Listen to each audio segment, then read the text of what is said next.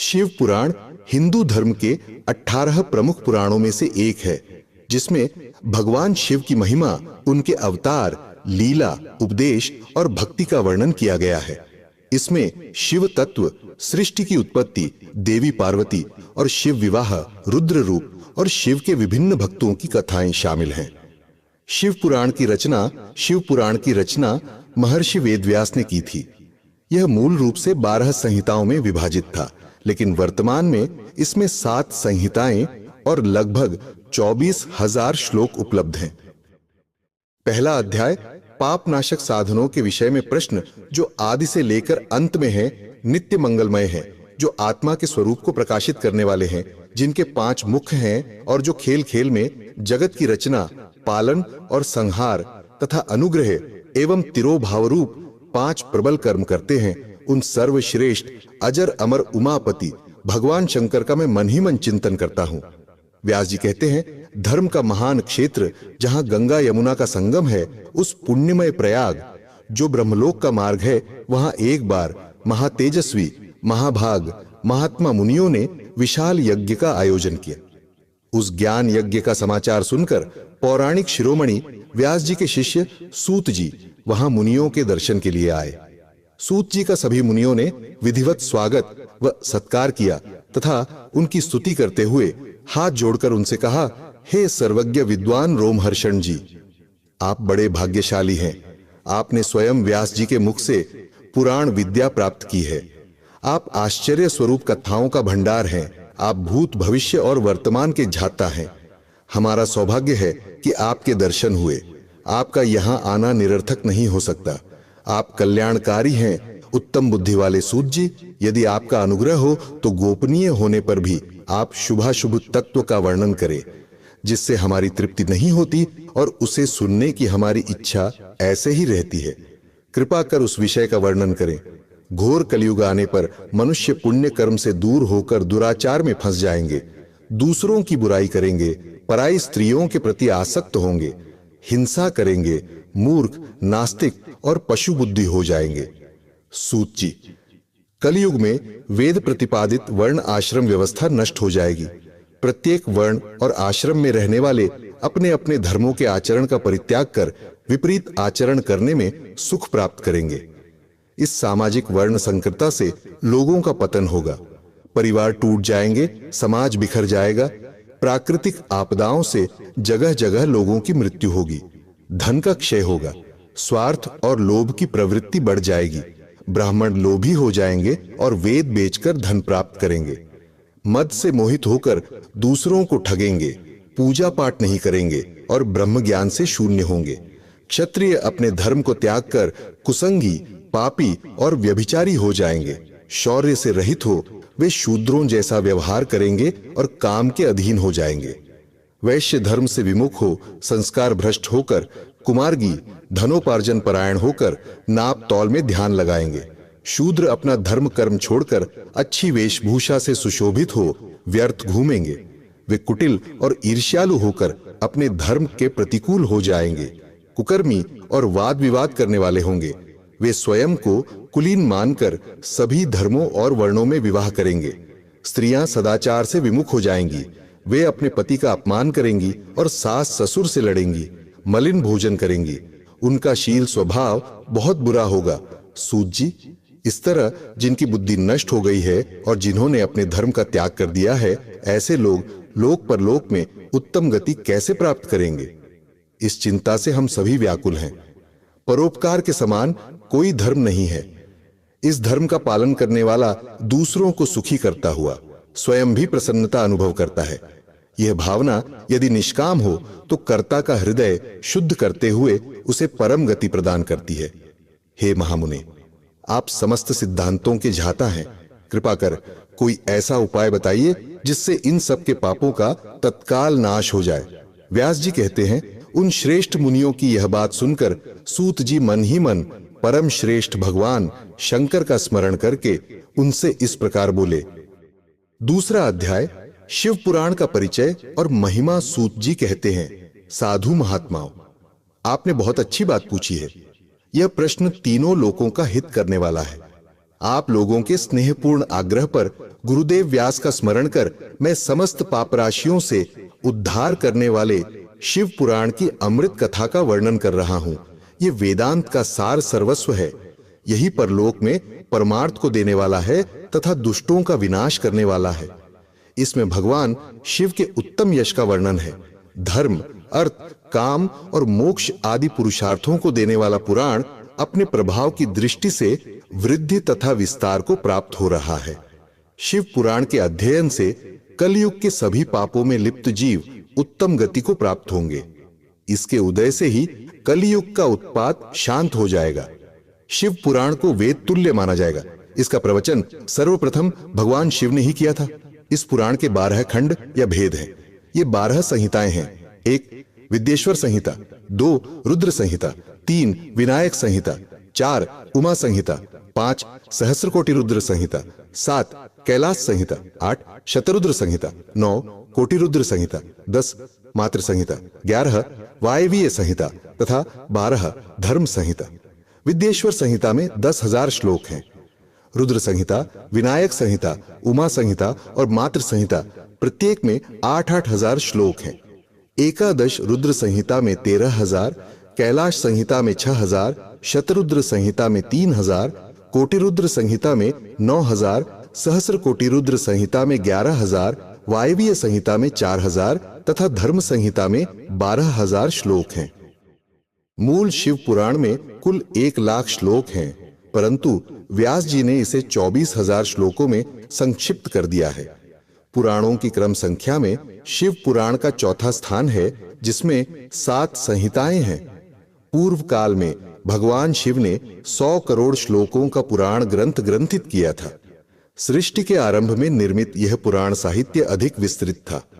द्वापर युग में द्वैपायन आदि महर्षियों ने पुराण को 18 भागों में विभाजित कर 4,00,000 श्लोकों में इसको संक्षिप्त कर दिया। इसके उपरांत व्यास जी ने 24,000 श्लोकों में इसका प्रतिपादन किया। ये वेद तुल्य पुराण विद्येश्वर रुद्र संहिता, शतरुद्र संहिता, कोटि रुद्र संहिता, उमा संहिता, कैलाश संहिता और वायवीय संहिता नामक 7 संहिताओं में विभाजित है। यह 7 संहिताओं वाला शिव पुराण वेद के समान प्रामाणिक तथा उत्तम गति प्रदान करने वाला है। इस निर्मल शिव पुराण की रचना भगवान शिव द्वारा की गई है तथा इसको संक्षेप में संकलित करने का श्रेय व्यास जी को जाता है। शिव पुराण सभी जीवों का कल्याण करने वाला, सभी पापों का नाश करने वाला है। यही सत्पुरुषों को कल्याण प्रदान करने वाला है। ये तुलना रहित है तथा इसमें वेद प्रतिपादित अद्वैत ज्ञान तथा निष्कपट धर्म का प्रतिपादन है। शिव पुराण श्रेष्ठ मंत्र समूहों का संकलन है तथा यही सभी के लिए शिवधाम की प्राप्ति का साधन है। समस्त पुराणों में सर्वश्रेष्ठ शिव पुराण ईर्ष्या रहित अंतःकरण वाले विद्वानों के लिए जानने की वस्तु है। इसमें परमात्मा का गान किया गया है। इस अमृतमयी शिव पुराण को आदर से पढ़ने और सुनने वाला मनुष्य भगवान शिव का प्रिय होकर परम गति को प्राप्त कर लेता है। तीसरा अध्याय श्रवण, कीर्तन और मनन साधनों की श्रेष्ठता। व्यास जी कहते हैं, सूत जी के वचनों को सुनकर सभी महर्षि बोले, भगवान आप वेद तुल्य, अद्भुत एवं पुण्यमयी शिव पुराण की कथा सुनाइए। सूत जी ने कहा, हे महर्षिगण, आप कल्याणमय भगवान शिव का स्मरण करके वेद के सार से प्रकट शिव पुराण की अमृत कथा सुनिए। शिव पुराण में भक्ति, ज्ञान और वैराग्य का गान किया गया है। जब सृष्टि आरंभ हुई तो 6 कुलों के महर्षि आपस में वाद विवाद करने लगे कि अमुक वस्तु उत्कृष्ट है, उत्कृष्ट है, अमुक नहीं। जब इस विवाद ने बड़ा रूप धारण कर लिया तो सभी अपनी शंका के समाधान के लिए सृष्टि की रचना करने वाले अविनाशी ब्रह्मा जी के पास जाकर हाथ जोड़कर कहने लगे, हे प्रभु, आप संपूर्ण जगत को धारण कर उनका पोषण करने वाले हैं। प्रभु, हम जानना चाहते हैं कि संपूर्ण तत्वों से परे परात्पर पुराण पुरुष कौन है। ब्रह्मा जी ने कहा, ब्रह्मा, विष्णु, रुद्र और इंद्र आदि से युक्त संपूर्ण जगत समस्त भूतों एवं इंद्रियों के साथ पहले प्रकट हुआ है। वे देव महादेव ही सर्वज्ञ और संपूर्ण हैं। भक्ति से ही इनका साक्षात्कार होता है, दूसरे किसी उपाय से इनका दर्शन नहीं होता। भगवान शिव में अटूट भक्ति मनुष्य को संसार बंधन से मुक्ति दिलाती है। भक्ति से उन्हें देवता का कृपा प्रसाद प्राप्त होता है, जैसे अंकुर से बीज और बीज से अंकुर पैदा होता है। भगवान शंकर का कृपा प्रसाद प्राप्त करने के लिए आप सब ब्रह्मर्षि धरती पर सहस्रों वर्षों तक चलने वाले विशाल यज्ञ करो। यज्ञपति भगवान शिव की कृपा से ही विद्या के सारथत्व साध्य साधन का ज्ञान प्राप्त होता है। शिवपद की प्राप्ति साध्य और उनकी सेवा ही साधन है, तथा जो मनुष्य बिना किसी फल की कामना किए उनकी भक्ति में डूबे रहते हैं, वही साधक है। कर्म के अनुष्ठान से प्राप्त फल को भगवान शिव के श्री चरणों में समर्पित करना ही परमेश्वर की प्राप्ति का उपाय है, तथा यही मोक्ष प्राप्ति का एकमात्र साधन है। साक्षात महेश्वर ने ही भक्ति के साधनों का प्रतिपादन किया है। कान से भगवान के नाम, गुण और लीलाओं का श्रवण, वाणी द्वारा उनका कीर्तन तथा मन में उनका मनन शिवपद की प्राप्ति के महान साधन हैं, तथा इन साधनों से ही संपूर्ण मनोरथों की सिद्ध होती है। जिस वस्तु को हम प्रत्यक्ष अपनी आंखों के सामने देख सकते हैं, उसकी तरफ आकर्षण स्वाभाविक है, परंतु जिस वस्तु को प्रत्यक्ष रूप से देखा नहीं जा सकता, उसे केवल सुनकर और समझकर ही उसकी प्राप्ति के लिए प्रयत्न किया जाता है। अतः श्रवण पहला साधन है। श्रवण द्वारा ही गुरुमुख से तत्व को सुनकर श्रेष्ठ बुद्धि वाला विद्वान अन्य साधन कीर्तन और मनन की शक्ति व सिद्धि प्राप्त करने का यत्न करता है।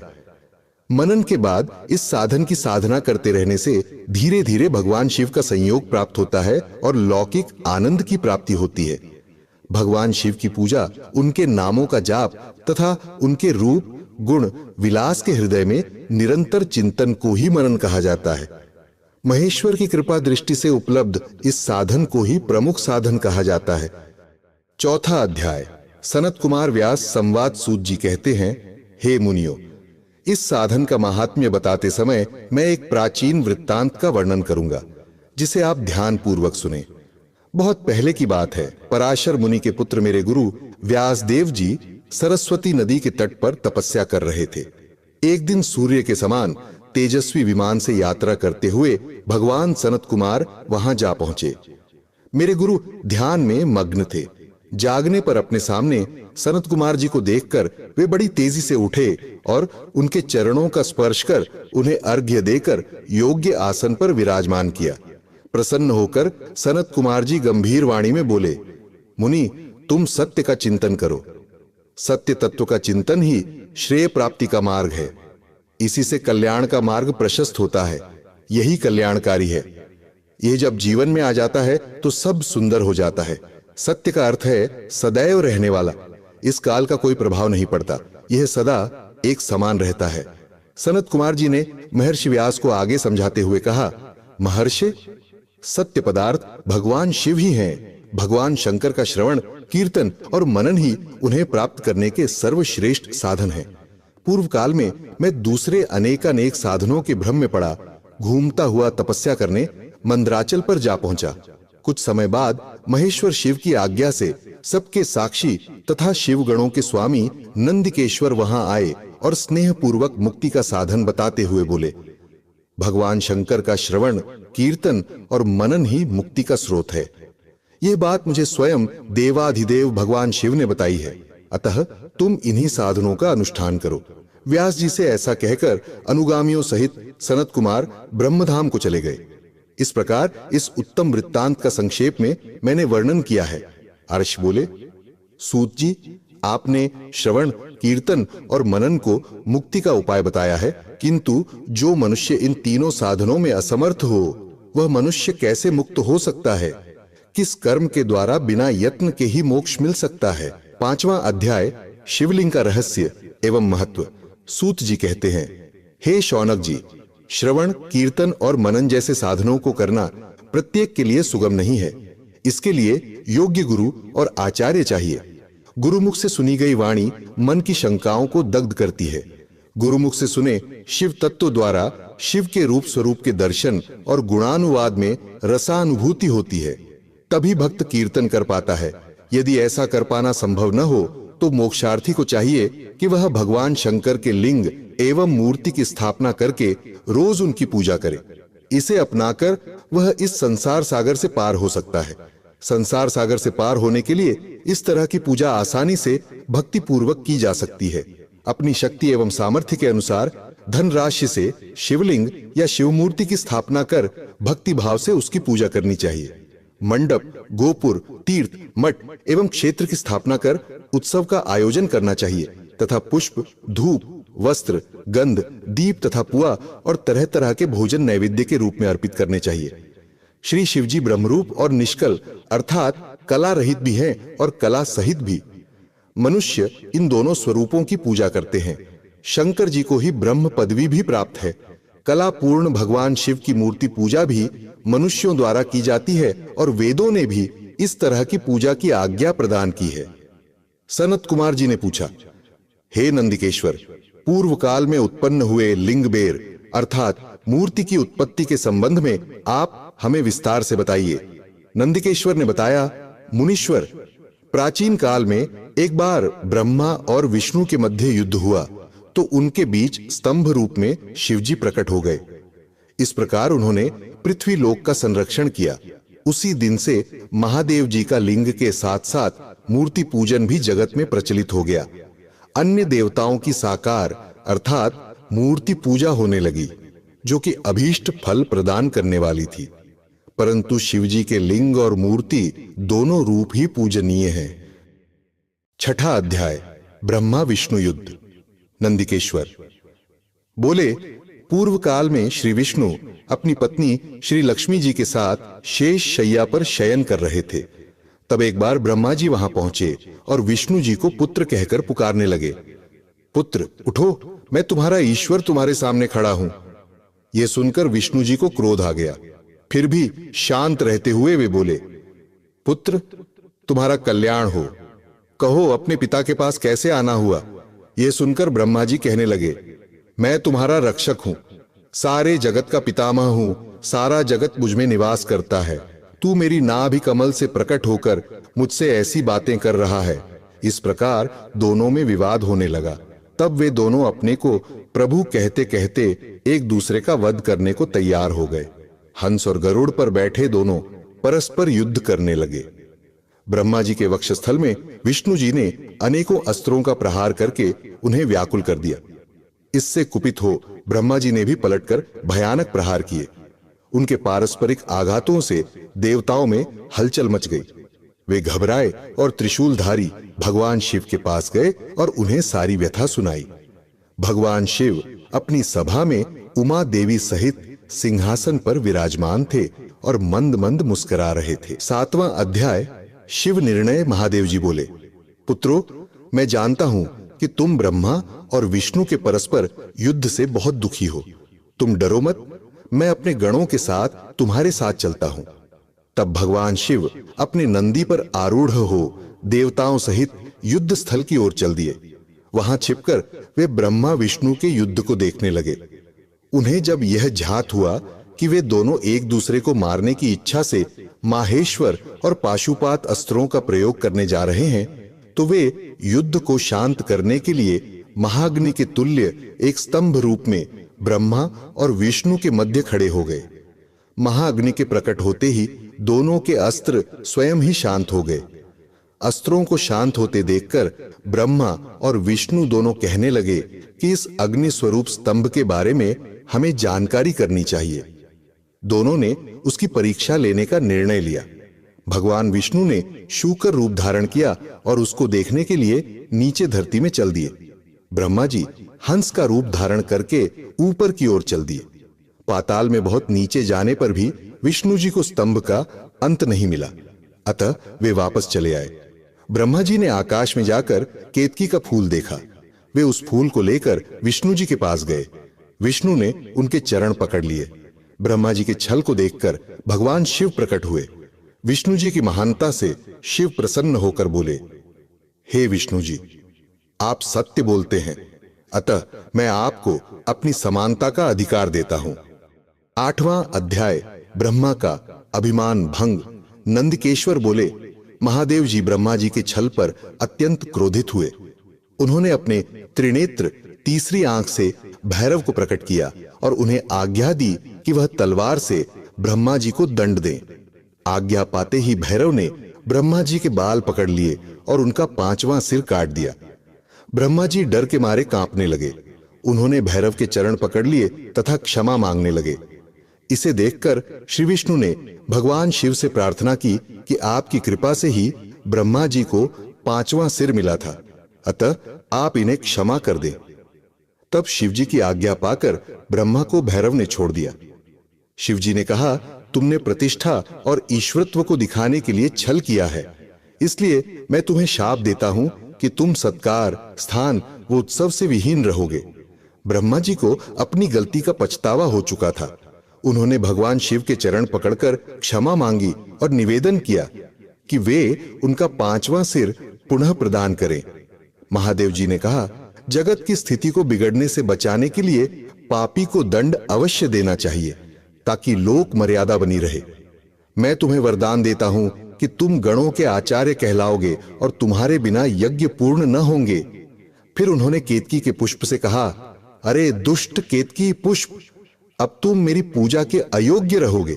तब केतकी पुष्प बहुत दुखी हुआ और उनके चरणों में गिरकर माफी मांगने लगा। तब महादेव जी ने कहा, मेरा वचन तो झूठा नहीं हो सकता, इसलिए तू मेरे भक्तों के योग्य होगा। इस प्रकार तेरा जन्म सफल हो जाएगा। 9वां अध्याय, लिंग पूजन का महत्व। नंदिकेश्वर कहते हैं, ब्रह्मा और विष्णु भगवान शिव को प्रणाम कर चुपचाप उनके दाएं बाएं भाग में खड़े हो गए। उन्होंने पूजनीय महादेव जी को श्रेष्ठ आसन पर बैठाकर पवित्र वस्तुओं से उनका पूजन किया। दीर्घकाल तक स्थिर रहने वाली वस्तुओं को पुष्प वस्तु तथा अल्पकाल तक टिकने वाली वस्तुओं को प्राकृत वस्तुआ कहते हैं। हार, नूपुर, कियूर, किरीट, मणिमय कुंडल, यज्ञोपवीत, उत्तरीय वस्त्र, पुष्पमाला, रेशमी वस्त्र, हार, मुद्रिका, पुष्प, तांबूल, कपूर, चंदन एवं अगरू का अनुलेप, धूप, दीप, श्वेत छत्र, व्यंजन, ध्वजा, चंवर तथा अनेक दिव्य उपहारों द्वारा, जिनका वैभव वाणी और मन की पहुंच से परे था, जो केवल परमात्मा के योग्य थे, उनसे ब्रह्मा और विष्णु ने अपने स्वामी महेश्वर का पूजन किया। इससे प्रसन्न होकर भगवान शिव ने दोनों देवताओं से मुस्कुराकर कहा, पुत्रों, आज तुम्हारे द्वारा की गई पूजा से मैं बहुत प्रसन्न हूं।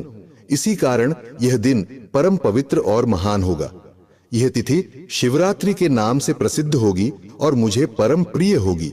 इस दिन जो मनुष्य मेरे लिंग अर्थात निराकार रूप की या मेरी मूर्ति अर्थात साकार रूप की दिन रात निराहार रहकर अपनी शक्ति के अनुसार निश्चल भाव से यथोचित पूजा करेगा, वह मेरा परम प्रिय भक्त होगा। पूरे वर्ष भर निरंतर मेरी पूजा करने पर जो फल मिलता है, वह फल शिवरात्रि को मेरा पूजन करके मनुष्य तत्काल प्राप्त कर लेता है। जैसे पूर्ण चंद्रमा का उदय समुद्र की वृद्धि का अवसर है, उसी प्रकार शिवरात्रि की तिथि मेरे धर्म की वृद्धि का समय है। इस तिथि को मेरी स्थापना का मंगलमय उत्सव होना चाहिए। मैं मार्गशीर्ष मास में आर्द्रा नक्षत्र से युक्त पूर्णमासी या प्रतिपदा को ज्योतिर्मय स्तंभ के रूप में प्रकट हुआ था।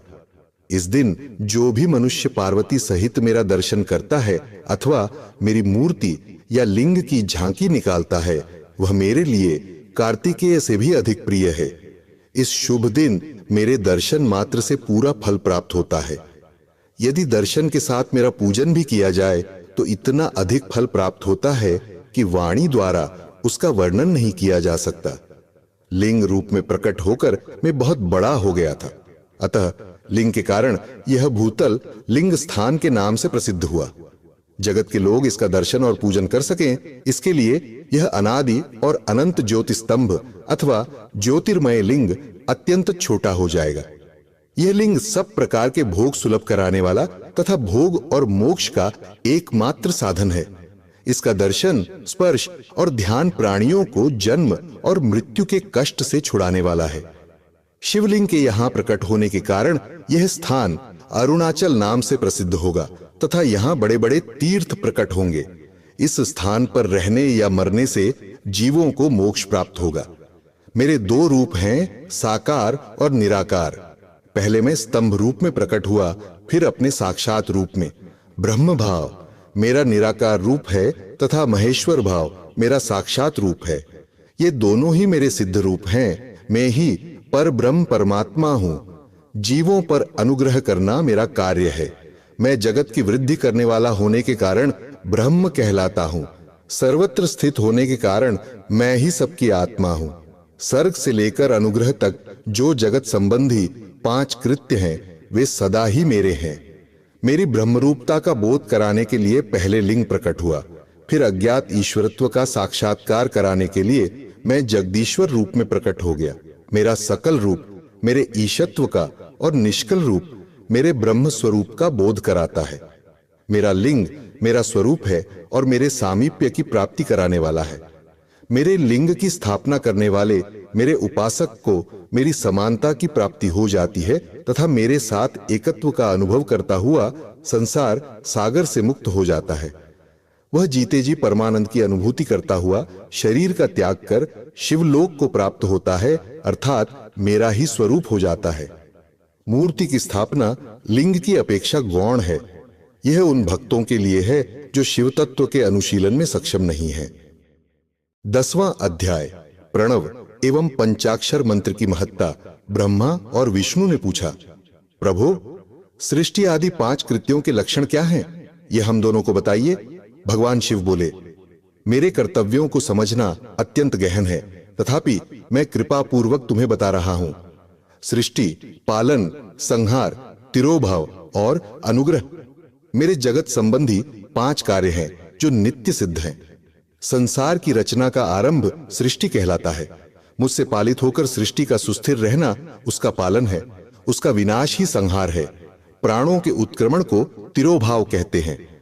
इन सब से छुटकारा मिल जाना ही मेरा अनुग्रह अर्थात मोक्ष है। ये मेरे 5 कृत्य हैं। सृष्टि आदि 4 कृत्य संसार का विस्तार करने वाले हैं। 5वां कृत्य मोक्ष का है। मेरे भक्तजन इन 5 कार्यों को 5 भूतों में देखते हैं। सृष्टि धरती पर, स्थिति जल में, संहार अग्नि में, तिरोभाव वायु में और अनुग्रह आकाश में स्थित है। पृथ्वी से सबकी सृष्टि होती है, वृद्धि होती है, आग सबको जला देती है, वायु एक स्थान से दूसरे स्थान पर ले जाती है और आकाश सबको अनुग्रहित करता है। इन 5 कृत्यों का भार वहन करने के लिए ही मेरे 5 मुख हैं। 4 दिशाओं में 4 मुख और इनके बीच में 5वां मुख है। पुत्रों, तुम दोनों ने मुझे तपस्या से प्रसन्न कर सृष्टि और पालन 2 कार्य प्राप्त किए हैं। इसी प्रकार मेरी विभूति स्वरूप रुद्र और महेश्वर ने संहार और तिरोभाव कार्य मुझसे प्राप्त किए हैं, परंतु मोक्ष मैं स्वयं प्रदान करता हूं। मैंने पूर्व काल में अपने स्वरूप भूत मंत्र का उपदेश किया है, जो ओंकार रूप में प्रसिद्ध है।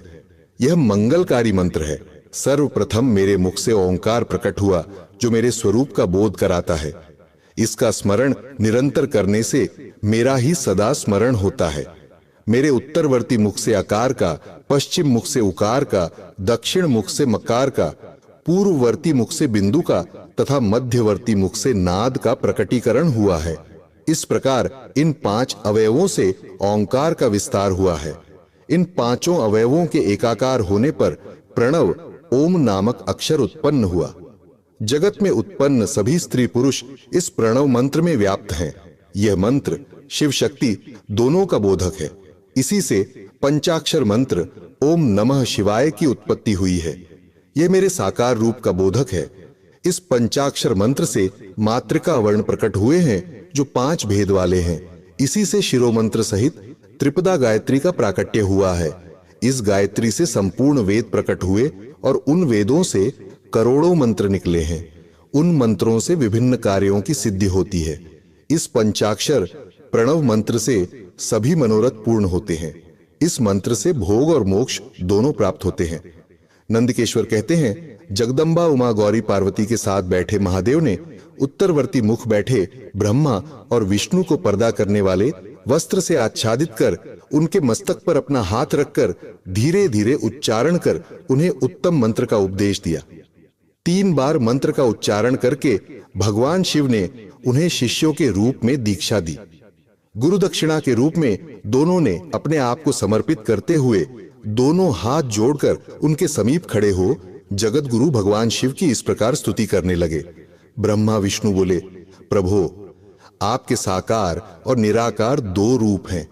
आप तेज से प्रकाशित हैं, आप सबके स्वामी हैं, आप सर्वात्मा को नमस्कार है। आप प्रणव मंत्र के बताने वाले हैं तथा आप ही प्रणव लिंग वाले हैं। सृष्टि, पालन, संहार, तिरोभाव और अनुग्रह आदि आपके ही कार्य हैं। आपके 5 मुख हैं, आप ही परमेश्वर हैं, आप सबकी आत्मा हैं, ब्रह्म हैं। आपके गुण और शक्तियां अनंत हैं। हम आपको नमस्कार करते हैं। इन पंक्तियों से स्तुति करते हुए गुरु महेश्वर को प्रसन्न कर ब्रह्मा और विष्णु ने उनके चरणों में प्रणाम किया। महेश्वर बोले, आर्द्रा नक्षत्र में चतुर्दशी को यदि इस प्रणव मंत्र का जप किया जाए तो यह अक्षय फल देने वाला है। सूर्य की संक्रांति में महा आर्द्रा नक्षत्र में एक बार किया प्रणव जप करोड़ों गुना जप का फल देता है। मृगशिरा नक्षत्र का अंतिम भाग तथा पुनर्वसु का शुरू का भाग पूजा, होम और तर्पण के लिए सदा आर्द्रा के समान ही है। मेरे लिंग का दर्शन प्रातः काल अर्थात मध्याह्न से पूर्व काल में करना चाहिए। मेरे दर्शन पूजन के लिए चतुर्दशी तिथि उत्तम है। पूजा करने वालों के लिए मेरी मूर्ति और लिंग दोनों समान हैं। फिर भी मूर्ति की अपेक्षा लिंग का स्थान ऊंचा है, इसलिए मनुष्यों को शिवलिंग का ही पूजन करना चाहिए। लिंग का ओम मंत्र से और मूर्ति का पंचाक्षर मंत्र से पूजन करना चाहिए। शिवलिंग की स्वयं स्थापना करके या दूसरों से स्थापना करवाकर उत्तम द्रव्यों से पूजा करने से मेरा पद सुलभ होता है। इस प्रकार दोनों शिष्यों को उपदेश देकर भगवान शिव अंतर्धान हो गए। 11वां अध्याय शिवलिंग की स्थापना और पूजन विधि का वर्णन। आर्षियों ने पूछा, सूत जी, शिवलिंग की स्थापना कैसे करनी चाहिए तथा उसकी पूजा कैसे, किस काल में तथा किस द्रव्य द्वारा करनी चाहिए? सूत जी ने कहा, महर्षियों, मैं तुम लोगों के लिए इस विषय का वर्णन करता हूं। इसे ध्यान से सुनो और समझो। अनुकूल एवं शुभ समय में किसी पवित्र तीर्थ में नदी के तट पर ऐसी जगह पर शिवलिंग की स्थापना करनी चाहिए जहां रोज पूजन कर सके। पार्थिव द्रव्य से, जलमय द्रव्य से अथवा तेजस द्रव्य से पूजन करने से उपासक को पूजन का पूरा फल प्राप्त होता है। शुभ लक्षणों में पूजा करने पर यह तुरंत फल देने वाला है। चल प्रतिष्ठा के लिए छोटा शिवलिंग श्रेष्ठ माना जाता है। अचल प्रतिष्ठा हेतु बड़ा शिवलिंग अच्छा रहता है। शिवलिंग की पीठ सहित स्थापना करनी चाहिए। शिवलिंग की पीठ गोल, चौकोर, त्रिकोण अथवा खाट के पाए की भांति ऊपर नीचे मोटा और बीच में पतला होना चाहिए। ऐसा लिंग पीठ महान फल देने वाला होता है। पहले मिट्टी अथवा लोहे से शिवलिंग का निर्माण करना चाहिए। जिस द्रव्य से लिंग का निर्माण हो उसी से उसका पीठ बनाना चाहिए। यही अचल प्रतिष्ठा वाले शिवलिंग की विशेषता है। चल प्रतिष्ठा वाले शिवलिंग में लिंग व प्रतिष्ठा एक ही तत्व से बनानी चाहिए। लिंग की लंबाई स्थापना करने वाले मनुष्य के 12 अंगुल के बराबर होनी चाहिए। इससे कम होने पर फल भी कम प्राप्त होता है, परंतु 12 अंगुल से लंबाई अधिक भी हो सकती है। चल लिंग में लंबाई स्थापना करने वाले के 1 अंगुल के बराबर होनी चाहिए, उससे कम नहीं। यजमान को चाहिए कि पहले वह शिल्प शास्त्र के अनुसार देवालय बनवाए तथा उसमें सभी देवगणों की मूर्ति स्थापित करे।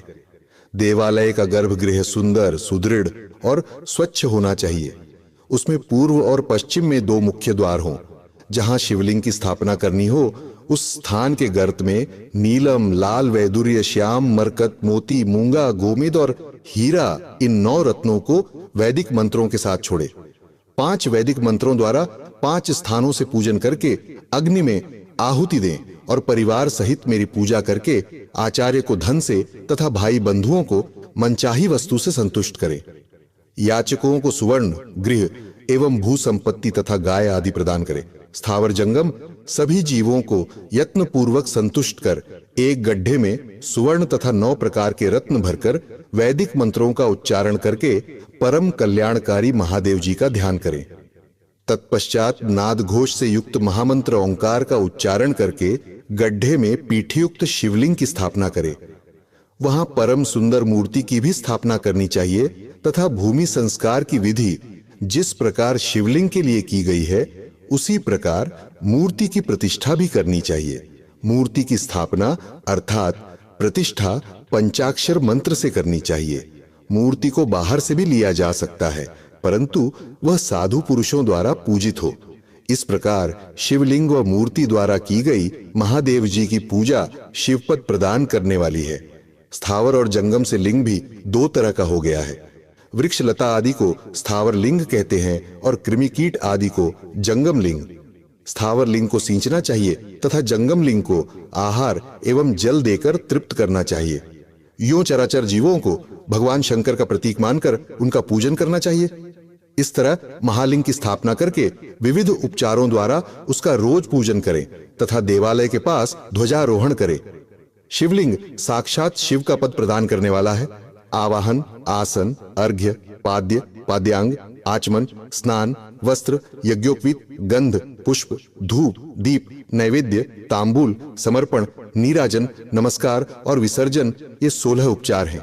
इनके द्वारा पूजन करें।